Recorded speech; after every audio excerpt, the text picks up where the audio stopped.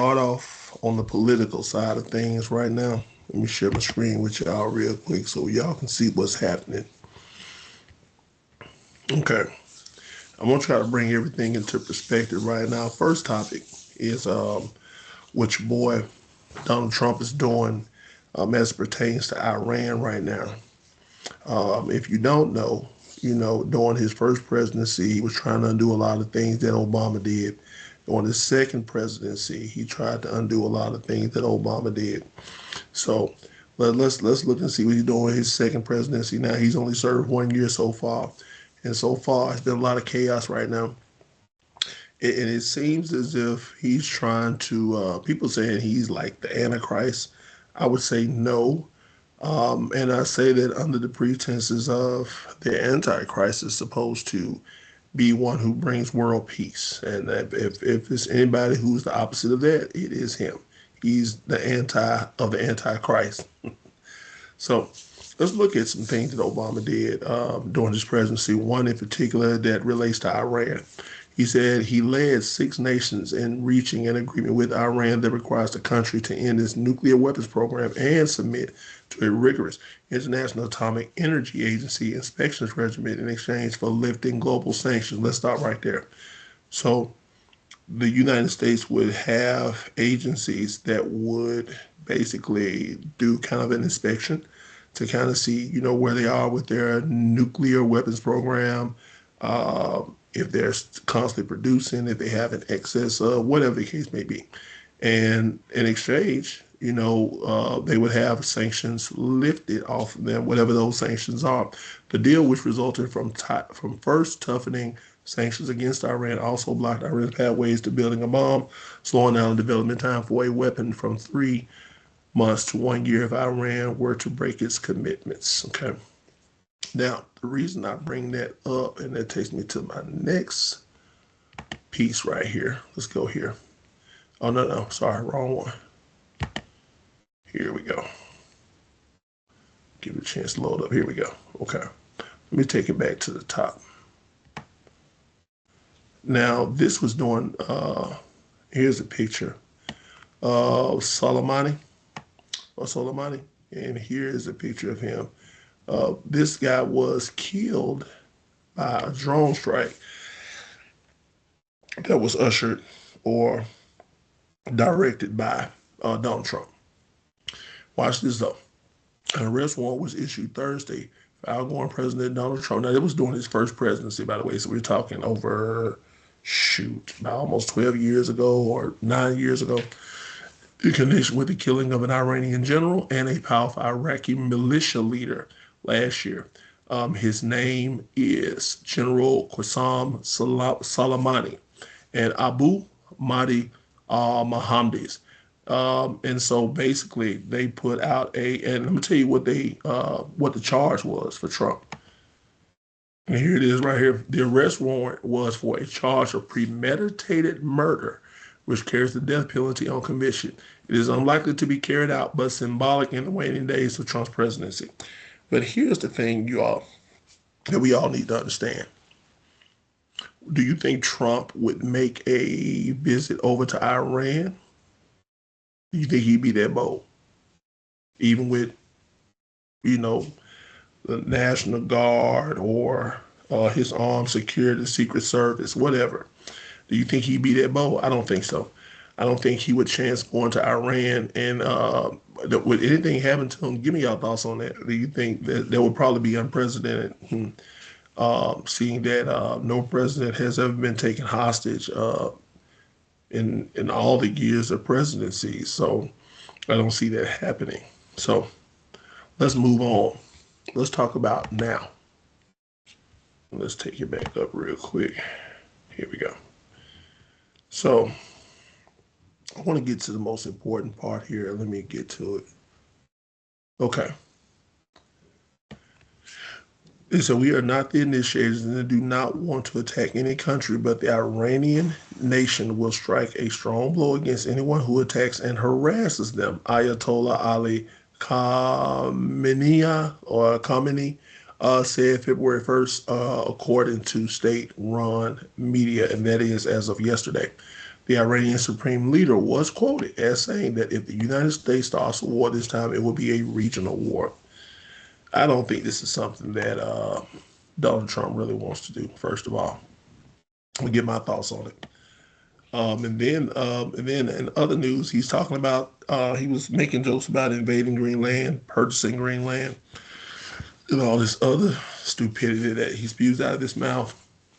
As far as in terms of Iran, there's this ongoing beef with the United States and the Middle Eastern countries. When you had, I was going to say it was mostly, well, it is mostly when you talk about it, mostly from, well, it has been kind of even Democrat and because I'm thinking about all the presidencies with Daddy Bush, then Junior Bush, then Obama. Bill Clinton even had Kuwait, the Middle East, and both what's it, Afghanistan, yeah, with the Bushes, and then also with Obama, and he had to deal with it in terms of another accomplishment of his was that he was able to have Osama bin Laden assassinated. As you know, he was responsible for a lot of the deaths of Americans, journalists and otherwise, who were beheaded and assassinated. And this is before Live, or I guess when the Live was originated, and these folks were being killed. Um, and it was televised, right? So I'm saying all that to say this. What are my thoughts on Trump trying to invade Iran or bombing Iran? They already did an Iranian bombing on one of some of their facilities. I forgot to bring that point up. But yeah, so Trump has an agenda here, and we don't think it's going to end well. Um, he's putting Americans in harm's way because even after that first piece I showed you about Soleimani, uh, and I forget, get back to his name real quick. Give me 1 second here. No, that's not it. Where is it? Right here.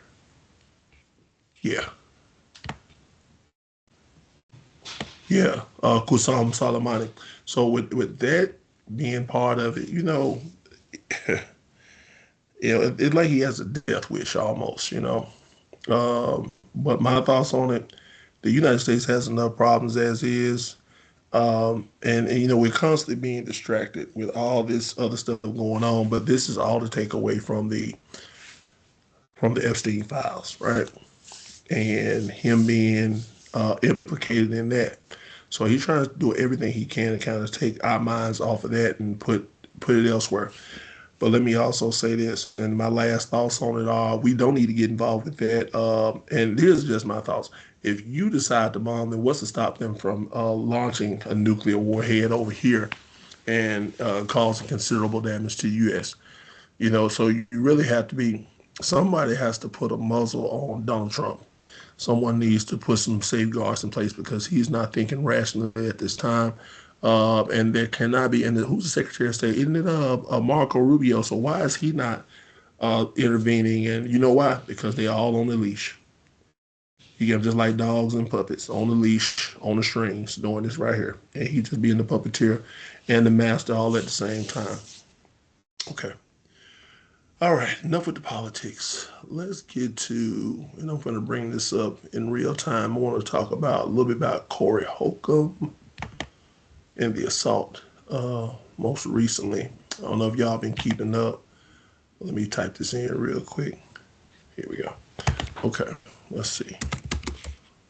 Oh, Corey, excuse me, y'all. Okay, Holcomb assault. Okay, let's pull this up real quick. Okay, in the Corey Holcomb assault. Now, before we get to this, I'm pulling it up now in real time. So, with the Corey Holcomb assault, what do y'all think about it? I saw it, and he walked up on the old girl, and he kind of gave her a. Oh, hold up, y'all. I'm sorry. Let me this again.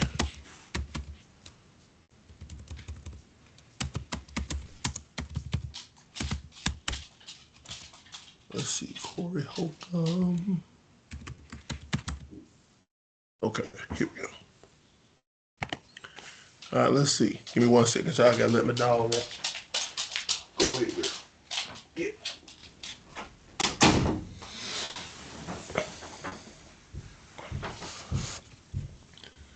All right, so Kristina Payne. I'm gonna bring this up real quick.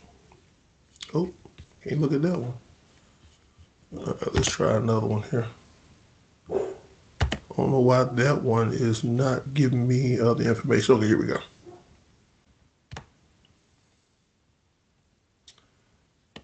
Okay, so TMZ is who brought this out, by the way. I'm not going to show the video, but I do want to get into the meat of this. The comedian Corey Holcomb was accused by a female comic of punching her in the face in late 2024. So we were talking like maybe a year and a half ago, if that. And the newly unearthed video appears to finally depict a shocking altercation, which I'm not going to show. Surveillance camera video released by the Busy Room on Thursday allegedly shows Holcomb 56 punching his fellow stand-up Kristina Payne in the face amid a group of friends and colleagues outside of a Hollywood improv comedy club on December 10th, 2024. Okay. On Friday, Payne appeared in an interview with TMZ in which she teared up in response to questions about the video, and she claimed that she is afraid to leave her home because Holcomb has allegedly been harassing her in the months since he assaulted her. Payne also claimed that the assault was particularly terrifying because she saw Holcomb carrying a gun, which she first mentioned in a restraining order request. Hold on 1 second, y'all. From just weeks after the alleged fight that was obtained by the Daily Mail. Okay, let's keep on going here. Following the alleged assault, both Payne and Holcomb filed for temporary restraining orders against each other. In Payne's request, which was obtained by the Daily Mail, she wrote that she had been standing outside the improv in Hollywood when she noticed Holcomb looking in her direction. She claimed that as soon as he saw her notice him, he asked, "What the F are you looking at, B?" Payne, who claimed Holcomb had previously threatened to super sock her in July in 2024, said he began cursing at her and pointed a handgun or patted a handgun in his pants pocket, then continued cursing at her. Payne wrote that the others outside the club tried to separate the two, including a security guard from for the improv, but Holcomb allegedly got around the person, separated him, and punched her in the face. The impact caused me to stumble, she claimed in her restraining order request. It would have knocked me down, and others had not been there to help. Had others not been there to help. Payne then claimed that a friend stepped in to protect her, but they were allegedly attacked by Holcomb and several other comedians who kicked and punched the friend to the ground. The account appears to match the video, which seems to show Holcomb and Payne arguing on the sidewalk before he lunges forward and lobs a punch to her face. She stumbles back before another man jumps in front of her and pulls Holcomb into the street before seemingly punching the comic in the face. But then Holcomb appears to punch the man and wrestles him to the ground, and several other men surround the man and appear to punch and kick him, though he is partially obscured by their bodies. You know what that means. He wrote the Payne, began yelling at me, and so I told her to just leave me alone. Holcomb claimed that she taunted him with insults. Your mama should have left you alone, and your NYU wrist got broke. Your mother is a wooey. Okay, fighting words. He denied that he stepped toward her, claiming instead that she was the one who stepped against me. Holcomb said that he pushed Payne back, and he claimed that he never punched her in the face. Now, I'm going to react to this, okay? Because now TMZ has pulled the curtain back. Let me unshare my screen real quick. I want to talk about this. Is going to be the last thing we're going to talk about. Yeah, they pulled back the screen on Corey Holcomb, right? So now he has been accused, and rightfully, that he did attack the young lady. He did punch her in the face. So, man, I'm going to say this. With B being a man from abusive relationships, and quite a few, not a whole lot, but enough to know that women will step out of character. Women will put their hands on you. But there is never a time, men, where you should punch a woman or kick a woman. If you want to do something, here's what you should do.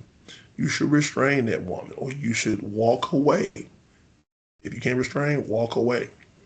Walk away. If I would say stop, first of all, walk away. If you can walk away, restrain and get away from you if you can.